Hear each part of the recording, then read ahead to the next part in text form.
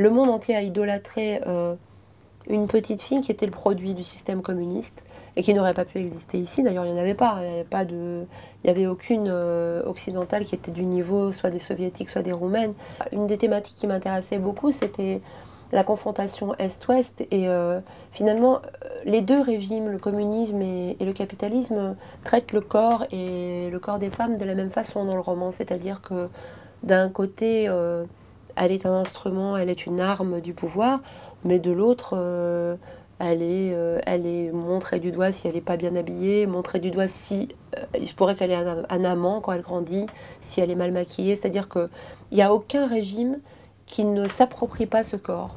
Et la narratrice, elle représente vraiment une Candide occidentale, quelqu'un qui a décidé d'écrire un livre sur Nadia Comaneci et qui veut bien faire, mais qui est pleine de clichés en fait, et elle veut bien faire, mais en fait, elle a une idée des pays de l'Est qui est très très BD, tout gris, avec que des choses terribles. Alors, face à elle, elle a cette gymnaste qu'elle ne verra jamais, à qui elle envoie des mails, à qui elle écrit, à qui elle téléphone, et elles vont avoir une relation finalement très forte, mais où la gymnaste, qui est le sujet du livre, peut intervenir sur l'écriture, ce qui est un peu peut-être le cauchemar ou le rêve de chaque écrivain, le sujet qui commence à juger ce que vous écrivez. C'est un genre de combat, effectivement, entre ces deux femmes, c'est-à-dire qu'il y en a une qui écrit et qui croit savoir, et l'autre qui lui dit, en fait, réfléchissez, et si c'était autrement ?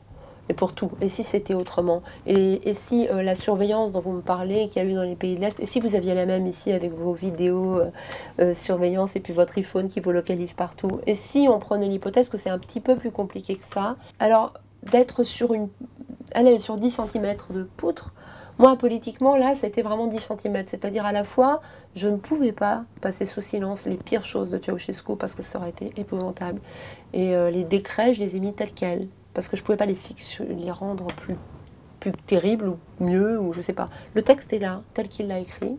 Par exemple, l'interdiction de l'avortement, l'obligation pour les femmes d'avoir des enfants. Il y avait un équilibre à trouver entre la réalité de ce qu'a été ce régime, et puis aussi la réalité du fait que finalement c'est la peste et le choléra, quoi. C'est que les États-Unis, comme elle dit, Nadia Comaneci, elle dit bon, j'ai été suivie pendant des années par la Securitate, et quand je suis arrivée aux États-Unis, j'étais suivie par CBS News. Euh, c'est une surveillance, faut pas rêver. Et moi, je voulais pas choisir. Je vous laisse décider.